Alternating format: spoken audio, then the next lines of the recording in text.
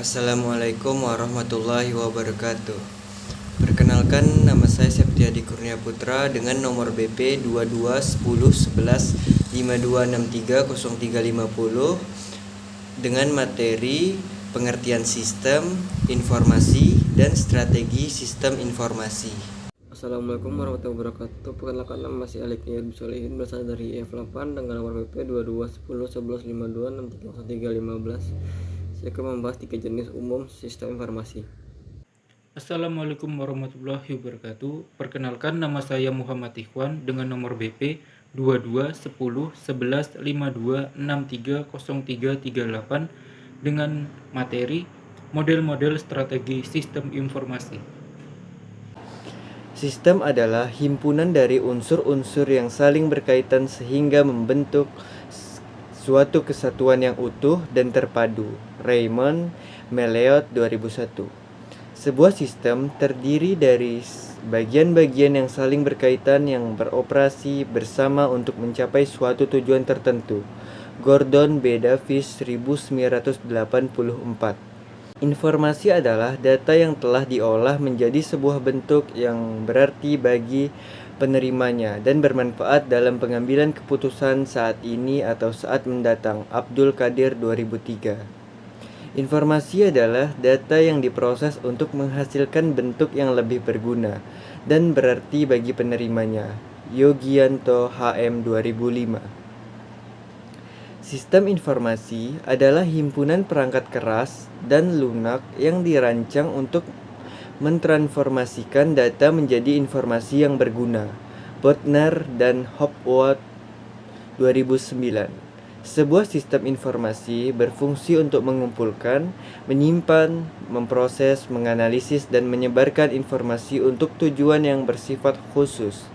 Turban, McLean, dan Whitherby 2006. Dalam pembahasan ini, tujuan tersebut adalah untuk mendapatkan strategi yang tepat dalam pemanfaatan sistem informasi. Strategi sistem informasi adalah sistem komputer yang mengimplementasikan strategi bisnis. Sistem yang menunjukkan sumber daya layanan informasi dan menerapkannya pada strategi peluang bisnis yang diatur dengan sedemikian rupa sehingga sistem komputer tersebut akan mempengaruhi produk dan operasi bisnis suatu organisasi. Strategi sistem informasi merupakan sistem yang selalu dikembangkan sebagai untuk bentuk reaksi terhadap inisiatif bisnis sebuah perusahaan. Dalam beberapa kasus gagasan strategi sistem informasi muncul dari orang-orang layanan informasi, tetapi gagasan ini hanya untuk kepentingan perusahaan tertentu. Dalam kasus lain, gagasan ini datang dari orang-orang operasional bisnis dan layanan informasi yang bertugas memasok kemampuan teknologi untuk mewujudkan hasil yang menguntungkan. Sebagian besar orang memandang bahwa sistem informasi digunakan sebagai pendukung bagi kegiatan bisnis mereka. Mereka memekanisasi operasi untuk efisiensi, kontrol, dan efektivitas yang lebih baik, tetapi tidak meningkatkan keuntungan perusahaan. Mereka menggunakannya hanya untuk mendapatkan informasi yang cukup dan dapat diandalkan dalam manajemen agar bisnis mereka berjalan dengan lancar. Mereka juga menggunakannya untuk menganalisis perencanaan strategi yang baru bagi perusahaan. Di sisi lain, strategi sistem informasi merupakan bagian integral yang sangat diperlukan dalam bisnis, karena mereka memengaruhi profitabilitas, pertumbuhan, dan perkembangan suatu perusahaan. Hal ini berarti strategi sistem informasi berpotensi untuk membuka pasar baru dan bisnis baru, karena secara langsung sistem ini memengaruhi sikap kompetitif suatu organisasi dan memberikan keuntungan terhadap para pesaing. Sebagian besar literatur tentang strategi sistem informasi menekankan terobosan spektakuler dan sistem komputer. Misalnya, seperti sistem informasi pada American Airlines dan sistem informasi persediaan pada rumah sakit Amerika di kantor layanan pelanggan. Namun, ada juga strategi sistem informasi yang mungkin bukan terobosan spektakuler, tetapi tetap menjadi pertimbangan dari pengambilan keputusan suatu perusahaan, karena diperkirakan akan meningkatkan profitabilitas perusahaan tersebut. Setiap pengembangan strategi sistem informasi akan selalu meningkatkan citra layanan informasi dalam suatu organisasi dan mengarah pada manajemen informasi yang memiliki peran lebih partisipatif dalam pengoperasian organisasi. Strategi sistem informasi juga merupakan rencana atau tindakan yang diambil oleh suatu organisasi untuk mengelola, mengintegrasikan, dan mengembangkan sistem informasi yang dimilikinya. Tujuannya adalah untuk mendukung kegiatan bisnis dan meningkatkan efisiensi organisasi. Strategi sistem informasi bertujuan untuk mengoptimalkan penggunaan teknologi informasi dan komunikasi atau TIK dalam menunjang kegiatan bisnis suatu organisasi. Hal ini dilakukan dengan mengidentifikasi kebutuhan informasi dan teknologi yang diperlukan, mengelola sumber daya TIK yang tersedia, serta mengembangkan dan menyempurnakan sistem informasi yang ada. Untuk menyusun strategi sistem informasi yang efektif, seorang perencana sistem informasi harus memahami visi dan misi organisasi, serta tujuan dan strategi bisnis yang telah ditetapkan. Selain itu, ia juga harus memahami kebutuhan informasi dan teknologi yang diperlukan oleh organisasi, serta mengidentifikasi sumber daya yang tersedia untuk mengelola sistem informasi tersebut. Setelah memahami visi, misi, dan tujuan organisasi serta kebutuhan informasi dan teknologi yang diperlukan, perencana sistem informasi dapat mulai menyusun strategi sistem informasi yang sesuai dengan kebutuhan organisasi. Beberapa langkah yang dapat dilakukan dalam menyusun strategi sistem informasi adalah sebagai berikut. 1. Identifikasi kebutuhan informasi. Langkah pertama adalah mengidentifikasi kebutuhan informasi yang diperlukan oleh organisasi. Kebutuhan informasi ini bisa berupa operasional, keuangan, atau informasi lain yang diperlukan untuk mendukung kegiatan bisnis organisasi. 2. Analisis sumber daya. Setelah mengidentifikasi kebutuhan informasi, selanjutnya adalah menganalisis sumber daya yang tersedia untuk mengelola sistem informasi tersebut. Sumber daya yang perlu dipertimbangkan adalah sumber daya manusia, sumber daya teknologi, dan sumber daya finansial. 3. Penentuan prioritas. Setelah mengetahui kebutuhan informasi dan sumber daya yang tersedia, selanjutnya adalah menentukan prioritas proyek yang akan dilakukan. Prioritas proyek ini bisa didasarkan pada tingkat kebutuhan, tingkat kepentingan, atau faktor lain yang dianggap penting oleh organisasi. 4. Perencanaan implementasi. Setelah menentukan prioritas proyek, selanjutnya adalah menyusun rencana implementasi yang detail. Rencana ini harus mencakup jadwal pelaksanaan, anggaran yang diperlukan, serta tanggung jawab yang harus ditangani oleh setiap tim yang terlibat. Evaluasi 5. Evaluasi hasil. Setelah proyek selesai dilaksanakan, selanjutnya adalah melakukan evaluasi terhadap hasil yang telah dicapai. Evaluasi ini berguna untuk mengevaluasi apakah proyek yang dilaksanakan telah selesai sesuai dengan rencana yang telah ditetapkan, serta apakah hasil yang dicapai sesuai dengan yang diharapkan. Assalamualaikum warahmatullahi wabarakatuh. Perkenalkan, nama saya Alik Nihru Solihin, berasal dari F8 dengan nomor BP 22101152630315. Saya akan membacakan tiga jenis umum sistem informasi. Yang pertama adalah sistem keuangan. Sistem keuangan adalah sistem komputerisasi dasar untuk mengoperasikan akuntansi, penaksiran, anggaran, dan keuangan suatu organisasi. Sistem ini sudah diterapkan pada setiap perusahaan karena hasil dari pekerjaan yang dilakukan oleh komputer terbukti ideal dalam mekanisme sistem keuangan dan sistem kepegawaian, karena kontrol jumlah karyawan dan penggajian perusahaan adalah masalah utama pada bagian keuangan. Sistem keuangan merupakan dasar dari semua sistem yang lain, karena sistem ini akan memberikan gambaran umum dari semua operasi dan proyek. Sistem ini juga menyediakan angka terpercaya untuk menunjukkan keberhasilan sesuatu departemen atau proyek yang dilakukan oleh perusahaan.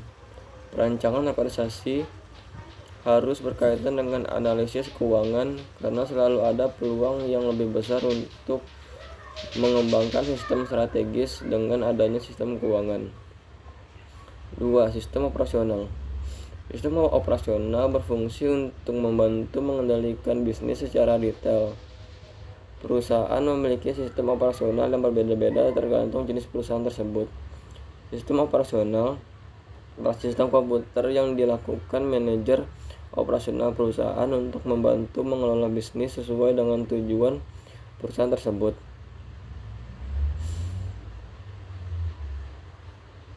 Sistem ini mungkin berguna sebagai sistem biasa yang melacak inventaris. Sistem misalnya dalam mencetak ulang lokasi pemesanan dan alokasi biaya yang diperlukan.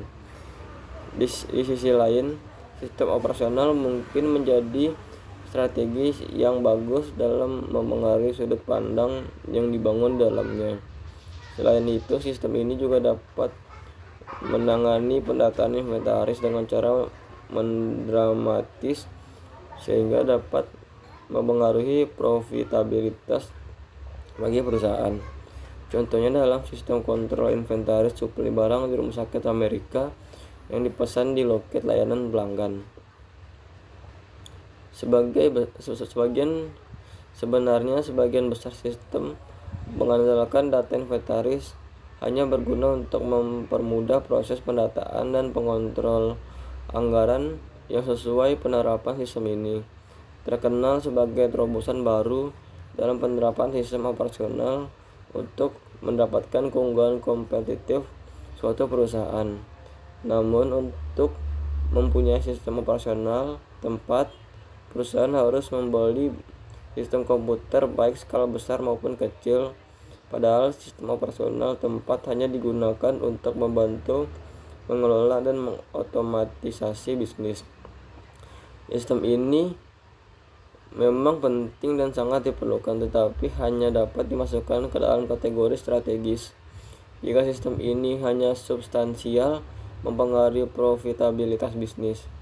Semua sistem harus mempunyai rancangan sistem operasional jangka panjang dan jangka pendek untuk memastikan bahwa komputer yang digunakan akan dimanfaatkan sebagai mestinya. Rancangan tersebut memproyeksikan analisis data, analisis biaya, pertimbangan pengembangan sistem, dan perancangan teknologi spesifik seperti untuk komputer, database, dan komunikasi. Perancangan kapasitas komputer, peramalan teknologi, dan perancangan kinerja personel harus ada dalam penerapan sistem operasional, karena sistem ini adalah sistem yang membuat perusahaan tetap terkendali dengan pengeluaran biaya seefektif mungkin. Ketiga, sistem strategis. Sistem strategis adalah sistem yang menghubungkan strategis bisnis dengan komputer. Strategi bisnis yang baru diperlukan seperti sebuah sistem yang telah dikembangkan dan dapat diwujudkan dengan memanfaatkan perkembangan teknologi informasi. Sistem ini berpotensi besar untuk memanfaatkan teknologi komputer terbaru yang tersedia di pasaran dan sebagai perancangan yang memiliki semangat kewirausahaan dalam memahami kemampuan baru yang berpotensi dalam meningkatkan keunggulan dan kompetitif. Sistem ini merupakan sistem di mana orang-orang dari manajemen operasional dan orang-orang dari layanan informasi telah mendiskusikan tentang permasalahan bisnis yang ada sehingga mereka merancang metode-metode baru dalam perkembangan teknologi komputer sebagai bentuk responsif terhadap dorongan dari pesaing-pesaing baru. Pada dasarnya, sistem strategis adalah sistem informasi yang bisa digunakan untuk memperoleh keunggulan kompetitif. Mengenai berbagai keunggulan kompetitif diperoleh penulis yang berbeda, juga dijabarkan kemungkinan yang berbeda. Tetapi tidak ada satupun dari mereka yang mengklaim bahwa hanya ada satu peluang untuk memperoleh keunggulan kompetitif.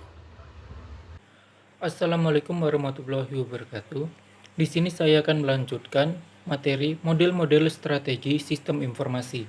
Di sini ada 4 jenis. Yang pertama yaitu competitive advance. Menyajikan kerangka kerja untuk membantu perusahaan menciptakan dan mempertahankan keunggulan kompetitif yang mereka miliki dalam industri mereka, baik dalam biaya maupun diferensi. Teori-teori Dr. Porter tentang keunggulan kompetitif tidak terkait dengan masalah sistem informasi, tetapi digunakan oleh orang lain untuk melibatkan teknologi layanan informasi.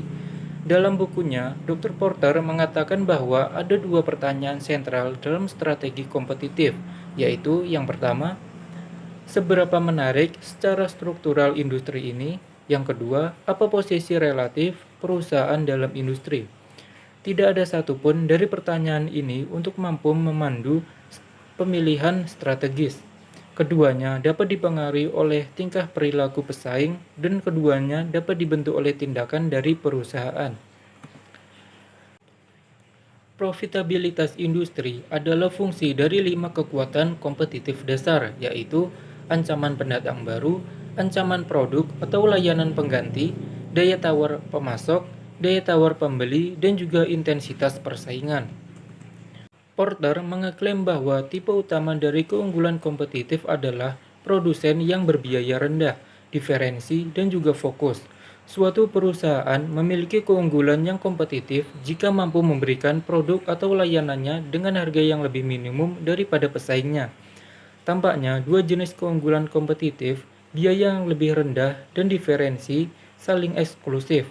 Untuk mendapatkan biaya yang lebih rendah, Anda mengorbankan keunikannya. Untuk mendapatkan harga premium, Anda harus ada biaya atau harga tambahan yang terlibat dalam proses.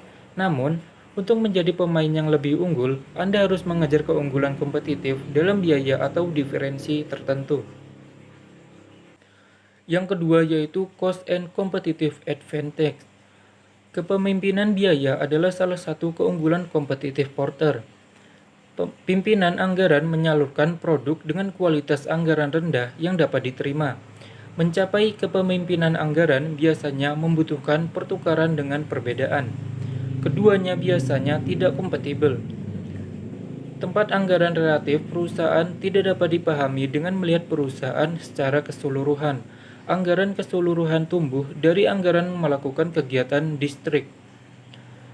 Posisi biaya ditentukan oleh biaya kumulatif dari melakukan semua aktivitas nilai. Untuk mempertahankan keunggulan anggaran, Porter memberikan sejumlah pendorongan anggaran yang harus dipahami secara rinci karena berkelanjutan keunggulan anggaran dalam suatu kegiatan tergantung pada pendorong anggaran dari kegiatan tersebut. Sekali lagi, jenis detail ini paling tidak diperoleh dengan metode analisis sistem klasik. Yang ketiga yaitu differentiation advantage. Diferensiasi adalah yang kedua dari jenis keunggulan kompetitif Porter. Dalam strategi diferensiasi, satu atau lebih karakteristik yang secara luas bernilai oleh pembeli dipilih. Tujuannya adalah untuk mencapai dan mempertahankan kinerja yang lebih unggul dari pesaing dalam memuaskan kebutuhan pembeli tersebut. Dengan demikian, diferensiasi yang berhasil mengarah pada harga premium dan ini mengarah kepada keunggulan di atas rata-rata jika ada perkiraan paritas biaya. Untuk mencapai hal ini, bentuk diferensiasi yang efisien harus dipilih dan biaya yang harus dikurangi di area yang tidak relevan dengan kebutuhan pembeli. Pembeli seperti menjual karena mereka memiliki rantai nilai mereka sendiri. Produk yang dijual akan mewakili satu input yang dibeli, tetapi penjual dapat mempengaruhi aktivitas pembeli dengan cara lain. Diferensiasi dapat menentukan biaya pembeli dan meningkatkan kinerja pembeli, dan dengan demikian menciptakan nilai atau keunggulan kompetitif bagi pembeli. Pembeli mungkin tidak dapat menilai semua nilai yang disediakan perusahaan, tetapi mencari sinyal nilai dan nilai yang dirasakan. Diferensiasi dicapai dengan meningkatkan sumber keunikan. Ini dapat ditemukan di seluruh rantai nilai dan harus diisyaratkan kepada pembeli. Biaya diferensiasi dapat diubah menjadi keuntungan jika sumber yang lebih murah dieksploitasi dan pendorong biaya dikendalikan. Penekanannya harus pada mendapatkan keunggulan biaya berkelanjutan dalam membedakan. Upaya-upaya harus dilakukan untuk mengubah kriteria pembeli dengan mengkonfigurasi ulang rantai nilai menjadi nilai dengan cara-cara baru. Dan dengan terlebih dahulu merespon perubahan situasi pembeli atau saluran. Diferensiasi tidak akan berfungsi jika terlalu banyak keunikan atau keunikan yang tidak dihargai pembeli. Yang keempat yaitu fokus strategies for advantage. Tulisan Porter juga membahas strategi fokus. Dia menekankan bahwa perusahaan berusaha untuk sepenuhnya memuaskan setiap pembeli, tidak memiliki strategi. Fokus berarti memilih target dan mengoptimalkan strategi untuk mereka. Strategi fokus lebih lanjut segmen industri. Mereka mungkin ditiru, tetapi dapat memberikan bukaan strategis. Jelas, beberapa strategi genetik dapat diimplementasikan, tetapi kemudian inkonsistensi internal dapat muncul, dan perbedaan antara intensitas yang fokus dapat menjadi kabur. Pekerjaan Porter diarahkan pada keunggulan kompetitif secara umum dan tidak spesifik untuk strategi sistem informasi. Namun, telah diulas di sini cukup lama, karena konsepnya sering disebut dalam tulisan orang lain yang berkaitan dengan strategi sistem informasi. Konsep rantai nilai telah banyak diadopsi, dan gagasan biaya rendah dan diferensi diterima.